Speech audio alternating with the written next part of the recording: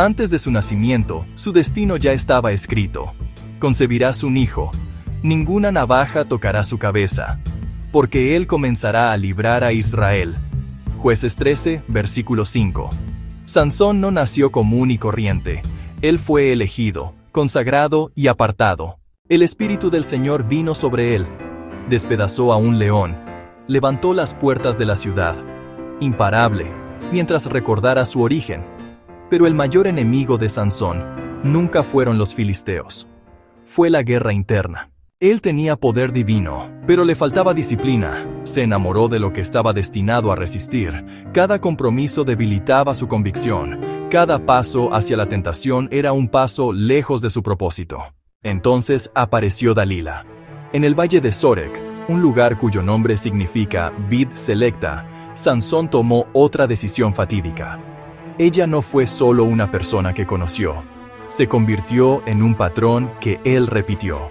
Una melodía familiar y destructiva que no podía dejar de tararear. Esto era más que un simple enamoramiento. Era la culminación de cada pequeño compromiso que había hecho, ahora con un nombre y una cara. Ella era una presencia embriagadora, que le ofrecía un escape del peso aplastante de su llamado divino. Con ella, no era el juez consagrado de Israel, era solo un hombre, deseado y aparentemente comprendido. Esta ilusión de aceptación fue el anzuelo, y Sansón, hambriento de una conexión fuera de su único propósito, lo tomó de buena gana. La relación rápidamente se convirtió en una adicción. Cada momento que pasaba en su compañía era una dosis potente de consuelo terrenal, pero venía con un efecto secundario devastador, una creciente distancia de Dios. Cuanto más se acercaba Sansón a su calor, más se adentraba en un invierno espiritual. Sus oraciones se hicieron más cortas, luego más silenciosas y finalmente mudas. Los votos sagrados que una vez lo definieron comenzaron a sentirse como cadenas y los brazos de Dalila se sintieron como libertad. Fue un intercambio trágico. Cambiar el abrazo eterno de su creador por el afecto temporal de una criatura.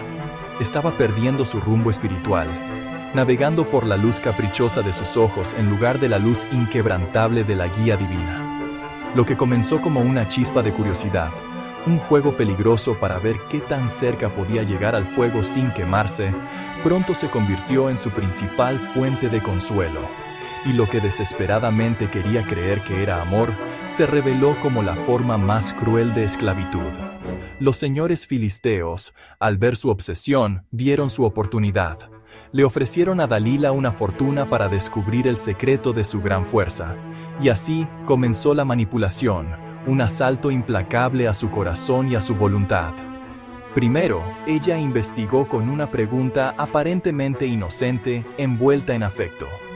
«Dime», le suplicaba, «¿dónde reside tu gran fuerza?» Él le siguió el juego, alimentándola con una mentira sobre 7 cuerdas de arco frescas. Ella lo intentaba, solo para que él las rompiera como si fueran hilos. Él reía, pero una semilla de inquietud se plantaba. El juego se estaba volviendo real. Luego vino el chantaje emocional. «Te has burlado de mí», gritaba ella, con su voz teñida de un dolor fingido. La presión aumentaba. Él ofreció otra mentira, esta vez sobre cuerdas nuevas. Y de nuevo se liberó. El ciclo se repetía. La pregunta, la mentira, la prueba, el desamor fingido. Cada repetición era una vuelta de tuerca, apretando el tornillo alrededor de su alma. La Escritura dice que ella lo importunaba cada día con sus palabras y lo apremiaba, de modo que su alma estaba angustiada hasta la muerte. Jueces 16, 16. Esta no era una batalla de fuerza física, sino una guerra de desgaste contra su espíritu. Estaba emocionalmente agotado, desgastado por su persistencia hasta que ya no pudo soportarlo más. Finalmente, angustiado hasta el punto de quebrantarse, entregó la verdad sagrada que había guardado toda su vida. Le contó todo, sobre el voto nazareo desde su nacimiento, sobre la navaja que nunca había tocado su cabeza, sobre la fuente divina de su poder. En ese momento, no solo le estaba dando un secreto, estaba entregando su identidad, su propósito y su protección. Dalila es más que una figura histórica, es un símbolo atemporal. Representa los aspectos seductores, cómodos y transigentes del mundo que alejan al creyente de su propósito divino. Es la voz que susurra. ¿Fue eso lo que Dios realmente dijo? Seguro que una pequeña desviación no importará. Todos tenemos nuestras propias Dalilas, y rara vez se anuncian como enemigos. Nuestra Dalila podría ser la búsqueda implacable de validación, deslizando el dedo por las publicaciones para obtener una sensación fugaz de valor, midiendo nuestro valor en me gusta y compartidos, en lugar de en el amor inmutable de nuestro Creador. Es la adicción a ser visto y aprobado, incluso si eso significa limar los bordes de nuestras convicciones para encajar. Y cuanto más nos aferramos a estas cosas, más silenciosa se vuelve la voz de Dios. No es que Él deje de hablar, es que el ruido de nuestros apegos crea tanta estática que ya no podemos escuchar su frecuencia. El susurro del Espíritu Santo es ahogado por el clamor de nuestros propios deseos. Dalila no destruyó a Sansón en una sola traición. Lo desgastó con muchos pequeños compromisos. Fue un desvanecimiento lento, una erosión gradual de su determinación. El acto final de cortarle el cabello fue la trágica conclusión de una historia de 1000 rendiciones más pequeñas. Esto es un recordatorio aleccionador de que las caídas más catastróficas rara vez comienzan con un salto, sino con un lento y descuidado alejamiento de nuestra fuente. La navaja tocó su cabello. El pacto se rompió. El espíritu se fue. Y él ni siquiera se dio cuenta. El hombre fuerte se quedó ciego y atado por aquellos a quienes debía vencer. Aún así, incluso en la oscuridad, la gracia comenzó a moverse, pero el cabello de su cabeza comenzó a crecer de nuevo. Jueces 16:22. Ciego y destrozado, Sansón fue llevado a Gaza, la misma ciudad cuyas puertas había arrancado una vez de sus goznes en una demostración de fuerza espectacular. Ahora, él era el espectáculo. Su mundo se había reducido a la oscuridad asfixiante de una prisión y al interminable y humillante trabajo de moler grano en el molino. Despojado de su vista, su libertad y la fuerza que había definido toda su existencia, no le quedaba nada más que el peso de su fracaso y los ecos de burla de sus captores. Estaba completamente solo, un campeón encadenado, un héroe reducido a cero. En ese profundo silencio, un silencio puntuado solo por el chirrido de la piedra de molino y el traqueteo de sus cadenas, Sansón finalmente comenzó a escuchar. Con el rugido de su propio orgullo silenciado, pudo por fin oír el susurro suave y persistente de Dios. Recordó su fuente. No era un recuerdo triunfante de victorias pasadas, sino un doloroso y humillante recuerdo de su llamado divino. Un propósito que había recibido incluso antes de nacer. Empezó a comprender, quizás por primera vez, que su fuerza nunca fue realmente suya. Era una confianza sagrada, un don de Dios que había desperdiciado por momentos fugaces de placer y validación. Esta agonizante realización no fue el final, fue el comienzo de su camino de regreso. Entonces, un milagro silencioso comenzó a desarrollarse. La Biblia lo anota con profunda simplicidad. Y el cabello de su cabeza comenzó a crecer de nuevo. Jueces 16:22. Para Sansón, esto era más que solo cabello.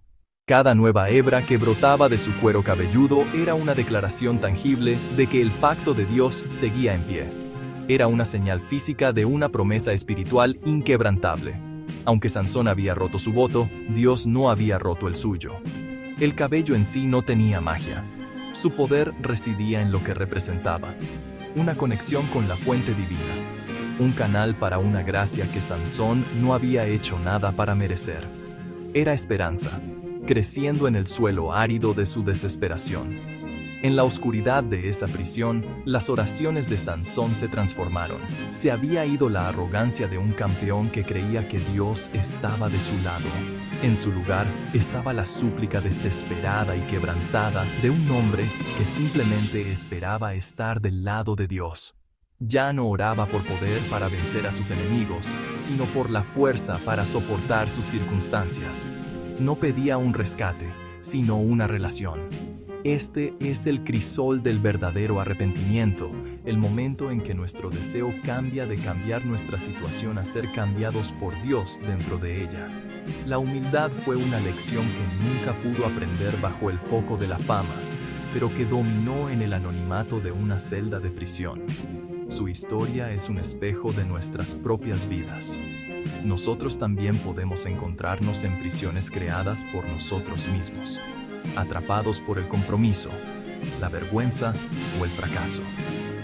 Es en estos momentos, cuando nuestras propias fuerzas se agotan y nuestra visión ha fallado, que se nos da la misma oportunidad de detenernos, de escuchar y de recordar nuestra verdadera fuente, de buscar las señales silenciosas de la gracia que declaran que el pacto de Dios sigue en pie, incluso cuando hemos caído, porque es en la entrega de nuestra fragilidad donde encontramos el comienzo de una fuerza que nunca supimos que teníamos. Con su muerte, Sansón cumplió su propósito divino.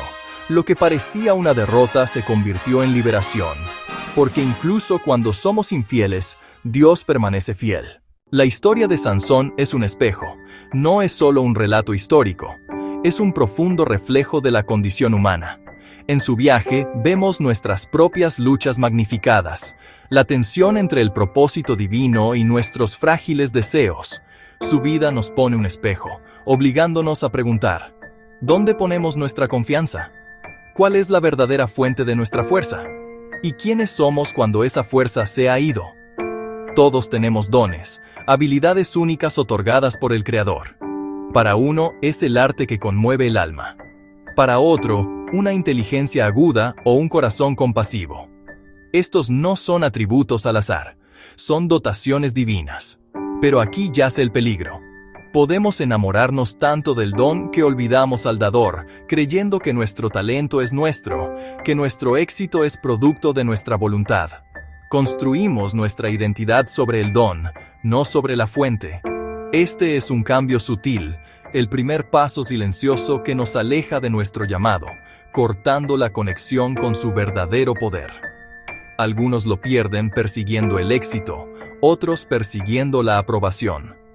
Los filisteos de nuestra era toman formas modernas. La presión implacable de una carrera, el desplazamiento interminable en busca de validación a través de me gusta y compartidos. Son el canto de sirena de la comodidad que nos tienta a comprometer nuestras convicciones por una vida más fácil. Cambiamos la integridad por un ascenso, la paz interior por el aplauso público. Como Sansón, nos enredamos en hábitos o búsquedas que agotan nuestra vitalidad espiritual, diciéndonos a nosotros mismos que es solo una pequeña concesión. Pero cada paso que nos aleja de nuestra fuente erosiona nuestra determinación, hasta que un día despertamos a un silencio ensordecedor. La fuerza se ha ido. Nos quedamos vacíos, moliendo en un molino de nuestra propia creación. Sin embargo, el fracaso no es el final. En la oscuridad, la historia de Sansón pasa de la tragedia a la redención, y así puede ser la nuestra. Nuestros fracasos más profundos no son el final. En el silencio de la desesperación, cuando no nos queda nada, un susurro se abre paso. Es la voz de la gracia. Es Dios, no con condenación, sino con una suave invitación. Acuérdate de mí. En ese simple acto de volver, de humilde entrega, comienza un milagro. Así como el cabello de Sansón comenzó a crecer de nuevo, también nuestra fuerza espiritual puede ser renovada. Es un proceso silencioso. La elección de orar cuando estamos vacíos, de abrir las escrituras cuando estamos perdidos. La gracia sigue creciendo en la tierra agrietada de nuestros errores. Dios puede restaurar lo que se perdió y renovar lo que se rompió, construyendo de las ruinas un testimonio de su amor restaurador. El cabello de Sansón volvió a crecer, y así también puede tu esperanza. El mismo Dios que lo fortaleció una vez, aún fortalece a los que regresan. Cuando la fuerza olvida su origen, se desvanece, pero cuando lo recuerda, se levanta de nuevo. Incluso en nuestro punto más bajo, cuando la fe se siente débil y la visión se ha ido, la gracia comienza a crecer de nuevo, porque el Dios que dio fuerza una vez, todavía redime hoy.